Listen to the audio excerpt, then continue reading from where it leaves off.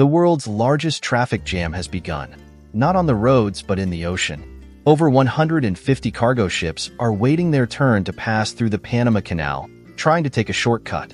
The interesting part is that each ship is willing to pay $400,000 to the Panamanian government for the transit, yet the authorities are not allowing them to pass through. There's no maintenance work or blockage in the canal. Rather, the engineering marvel that the world once took pride in is facing a severe crisis. And this battle is not against any human force, but against nature itself. There are two major shortcuts for cargo ships globally. One is the Suez Canal in Egypt, which connects East Asian countries like China, Japan, Taiwan, and Singapore to Europe. Similarly, if these ships need to travel to East America or East Canada, or from Europe to West America, they use another shortcut, the Panama Canal in Central America.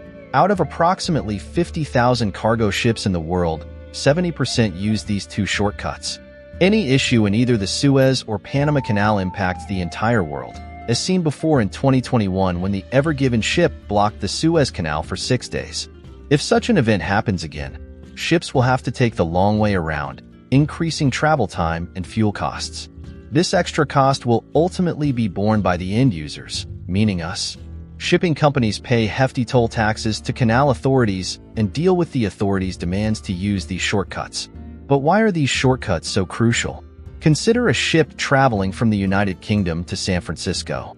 It has two options. Either cross the North Atlantic Ocean, pass through Cape Horn at the bottom of South America, enter the Pacific Ocean, and then reach San Francisco, covering a distance of over 25,000 kilometers, taking 28 days, and consuming nearly 8 million liters of fuel. This journey would cost the shipping company $32 million in fuel alone. The second option is to travel from the UK, pass through the Caribbean Sea, use the Panama Canal, and then head to San Francisco. This route reduces the distance to 14,000 kilometers, saving about 44% in distance. This results in significant savings on fuel costs, approximately $16 million. Hence, ships prefer the Panama Canal despite the high toll fees, which can be as high as $800,000 to $1 million. The primary advantage is time savings, allowing ships to make more trips annually, increasing their bookings and revenue. The problem now is that the Panama authorities cannot allow more ships through the canal due to a severe water shortage. The Panama Canal operates using a series of locks that lift ships 30 meters above sea level to Lake Gatun's level. These locks use freshwater from Lake Gatun.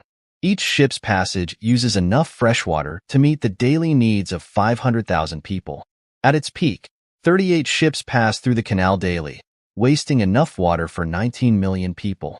Lake Gatun relies on rainwater from nearby mountains to replenish its levels. However, every 7 years, Panama experiences a dry spell with minimal rainfall. This crisis has worsened over the years, and last year, in 2023, there was no significant rainfall, with similar predictions for 2024. The Panamanian authorities are now left with two options: operate the canal or provide drinking water to the local population. The canal generates $4.32 billion annually, a significant portion of Panama's GDP. Closing the canal affects this income, while keeping it open risks a water shortage for drinking. To conserve water, the authorities have reduced the number of ships passing through the canal from 38 to 18 daily and only allow ships with lighter loads. These measures have increased the waiting time for ships to pass through the canal, sometimes up to 15 days, causing delays and disruptions in global shipping routes.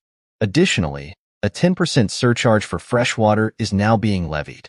To solve this issue, various proposals have been made, such as creating bio-ocean corridors where ships unload containers on one coast, transport them via truck or train to the other coast, and reload them onto ships.